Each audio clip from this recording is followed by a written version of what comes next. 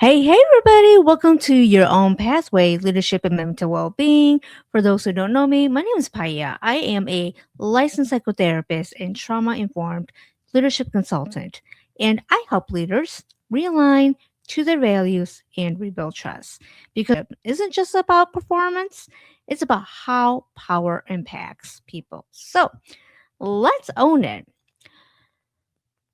Before we begin today, I want to pause and acknowledge that the moment that we are in, the world feels really heavy right now. Many of us are living in environments shaped by fear, uncertainty, and instability, whether that is happening globally, nationally, or right in our own cities. As I'm recording this today, I am living in a city where there is federal enforcement presence that has created real distress and fear in our community. At the same time, we're also watching increasing geopolitical tension across Northern Europe, including countries like Greenland, the Netherlands, and Norway.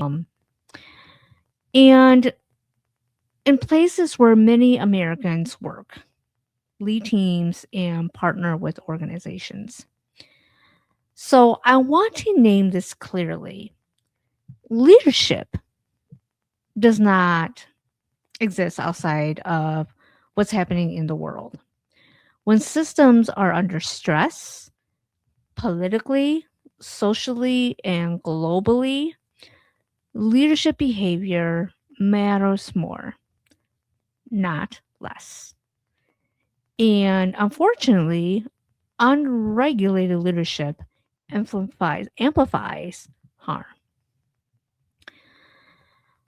Regulated leadership stabilizes people. And that's exactly why today's conversation matters so much. Because how leaders use power, especially across borders, cultures, and systems, has real psychological and human consequences.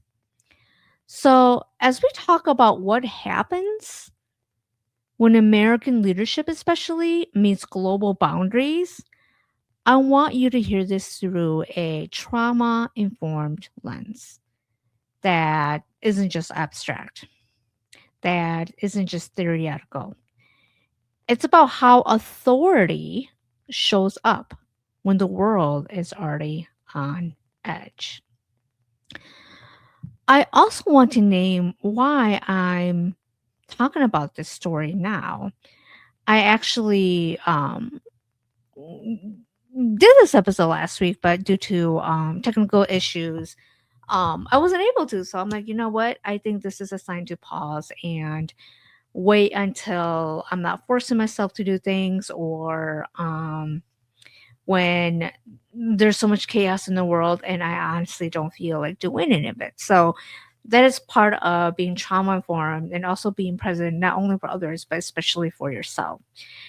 And this episode or this article circulated around earlier this year, and I can show you the episode. I can show you the article, but I've been having technical issues, and so I can link the episode, not the episode, the article in the description box too. So this article that I'm going to talk about today is it's exactly why it's exactly like what we're watching globally is not just happening, but it's the assumptions, especially when Americans enter the spaces of other countries, other cultures, and other systems, and thinking that our way of working will automatically be accepted.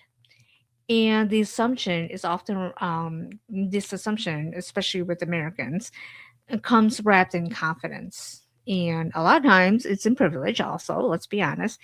And at times it comes with being unexamined arrogance. Um, there is the belief, especially with Americans and our way of doing business, our culture, whatever it is, that the world should just adjust to us. This story, what I am doing today, is a clear example of what happens when what not to do as an American, especially working in international spaces and places, and how American work conditioning into another country without learning the culture, without respecting the boundaries, and without understanding the protection already in place. And when those assumptions are challenged, which they should, what we often see isn't just reflection, it's escalation. That's why this episode today that I'm doing really belongs in leadership and mental well-being. Because leadership behavior doesn't happen in isolation. It reflects how people understand power and how they respond to boundaries and whether people can lead responsibly in a global context. So, let's get right into it. So, here is what happened. I'm going to show you the article. Hopefully, y'all can see it. If not, I might be stuck here and you can see at least the article. So let's try this. All right. Be patient with me here. Share my screen. All right. Dutch employee. So it says Dutch employee gives his American manager a reality check after trying to punish him for leaving work at 5 p.m. So this article was actually I saw this on Instagram, but I wanted to share the article and share it here. So I will also link this in the description box. And as you can see, this was actually written not too long ago on January 11th. And so basically, it just says a Dutch employee shared on Reddit that he gave his American manager a reality check after the manager tried to punish him for leaving work at 5 p.m. The post sparked a discussion about how cutthroat American work culture has become compared to Europe, and the life work balance in other parts of the world is much more respected.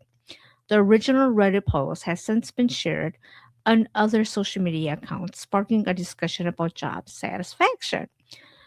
When it comes to work life balance, American work culture doesn't take kindly to employees prioritizing their personal lives.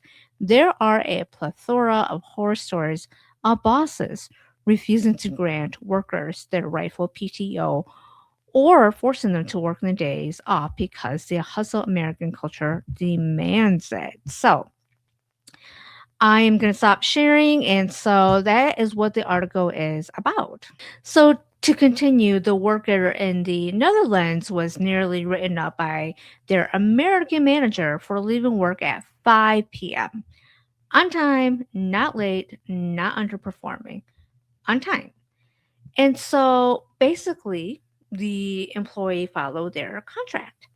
They honored their local labor laws, they logged off when the workday ended. But the manager framed this as a lack of commitment.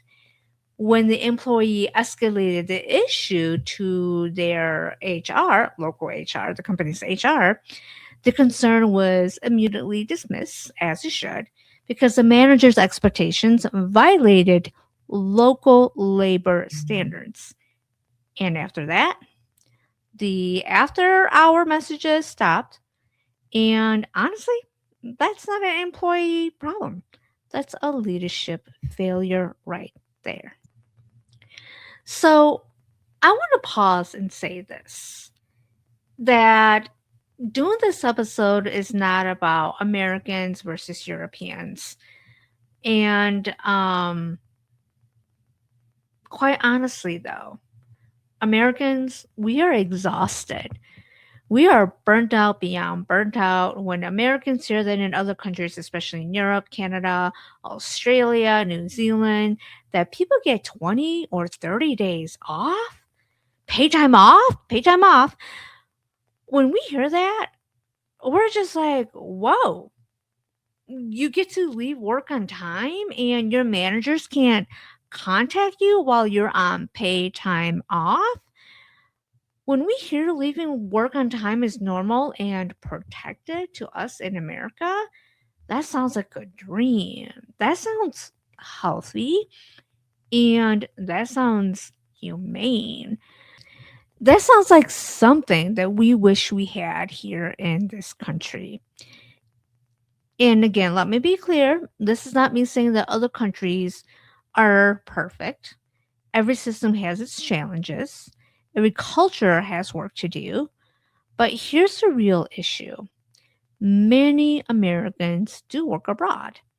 We're contracted abroad, we are hired into international organizations, and we often enter those spaces carrying an unspoken assumption that our way of working will be accepted. And sometimes, let's be honest, we think that our way is the only way.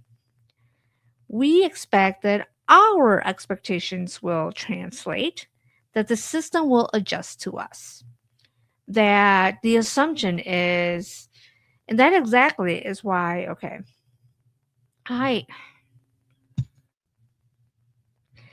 that assumption is where friction begins.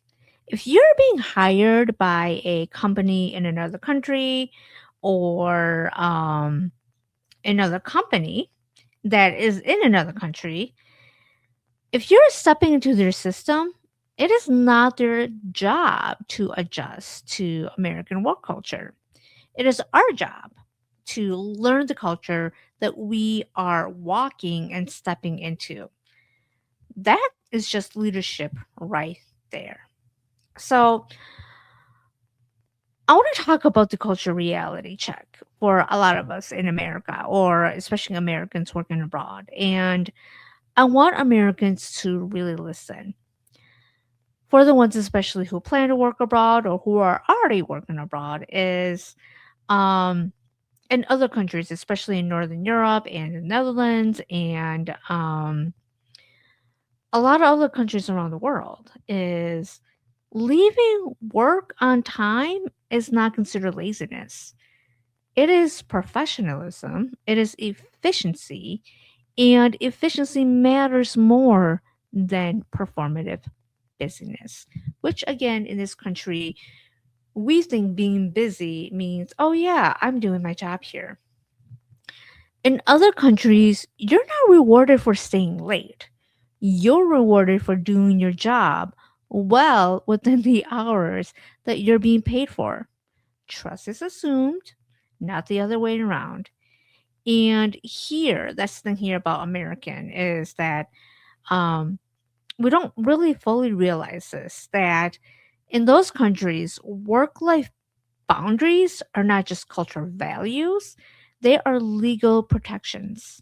There are labor laws that protect employees from after hours contact, from unpaid overtime, and um, from retaliation, and from managers overreaching, which again means that your title does not outrank the law, especially in those countries.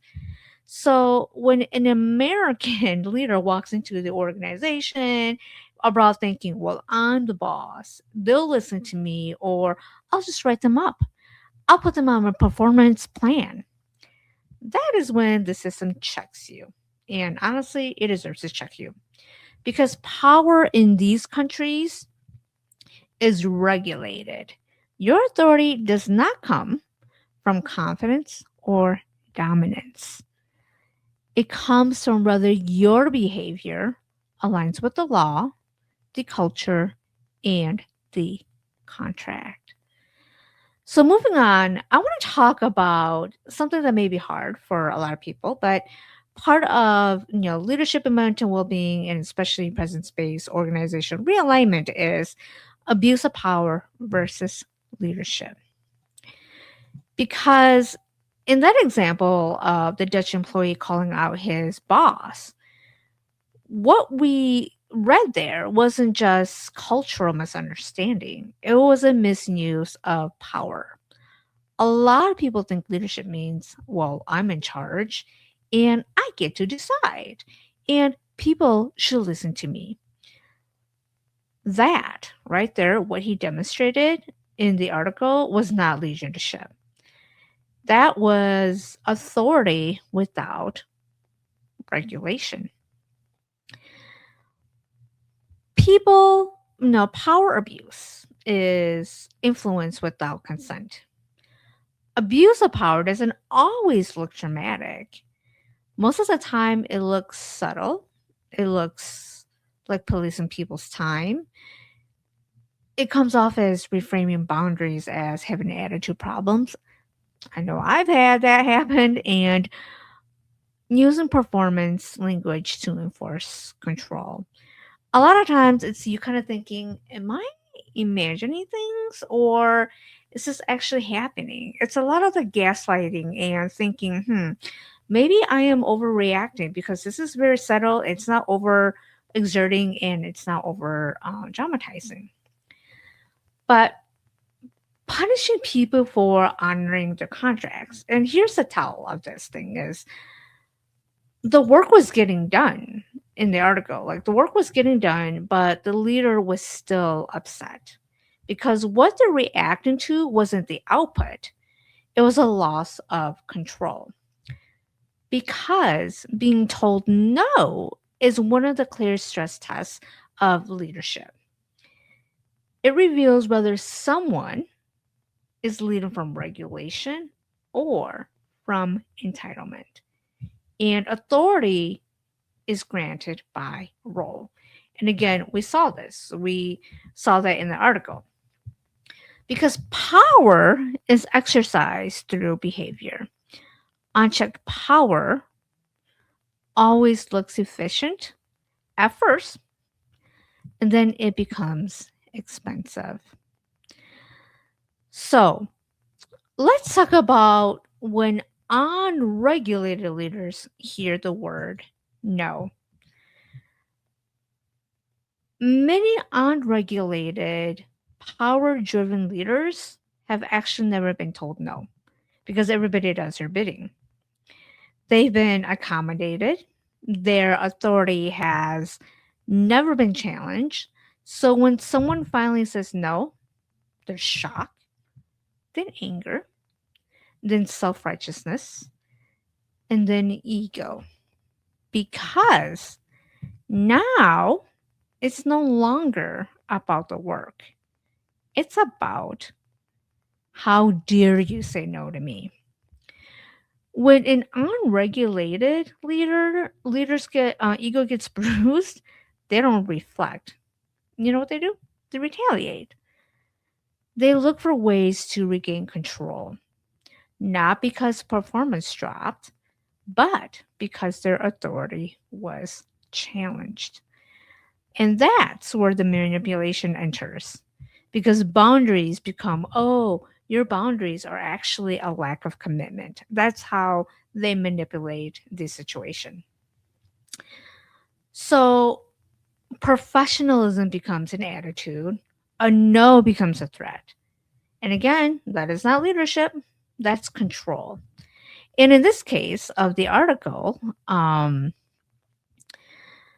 leader attempted to misuse their power, but because this occurred in another country, the employee was protected, excuse me, from the wounded ego of the supervisor. And that protection matters a lot because if being told no makes you angry, defensive, or reactive, that's not disrespect. That's something inside you as a leader, whoever is feeling this, that's something inside you feeling threatened. And again, that's not something that you should punish other people for. That's something for you to look at. Moving on, what does regulated, culturally intelligent leadership actually look like?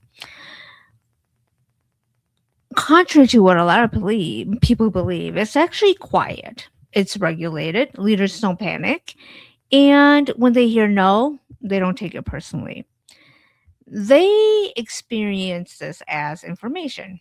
They ask better questions instead of asserting dominance. They ask, "No, okay, how does leadership actually function here? What boundaries do I need to respect? And what does professionalism look like in the system?" They understand the system before trying to change it. They don't confuse exhaustion with commitment. They don't need constant availability to feel secure. And they can hold power without needing to prove it. And they certainly do not weaponize policies. They don't retaliate when their ego is bruised because they know that real authority actually comes from trust. Leadership maturity is not about how much control you can exert. It's about how much restraint you can actually hold. Why does this matter so much for organizations, and especially American ones? And this isn't just about one manager or one employee. This is about what organizations are unintentionally rewarding and what they pay for it for it later. I can't say that word. So, American organizations are among one of the most burnt out in the world. And we've normalized it. We've normalized our exhaustion, our overability, pressure disguised as performance, and then we're surprised when people disengage. But here is the truth: work is global now, leadership is global now. American leadership culture no longer exists in isolation. And when an American assumption gets challenged, as they should, we are realizing something important. We are not the global standard. In actuality, in many ways, American work culture is the outlier. And so I want to end with this. This episode wasn't just about calling anyone out, it's about education because work is global now. Leadership is global now, and global leadership requires culture awareness, humility, and self regulation. If you lead from superiority instead of curiosity, if you refuse to learn or adjust, if you misuse your power instead of respecting boundaries, you won't just lose people. You'll lose trust, credibility, and especially business. And this is exactly why presence based organizational realignment exists. This is why I created this consulting discipline. Is to help organizations look honestly at what is happening inside their systems. And this is to realign leadership, power, and mental well being before damage becomes culture. Leadership and mental well being were never separate conversations. So, that is all I have for y'all today. This is Your Own Pathway, where leadership is owned, presence matters, and power is used responsibly. Take care, you all. Stay safe. Take care of you and have your boundaries. And I will see you all next time.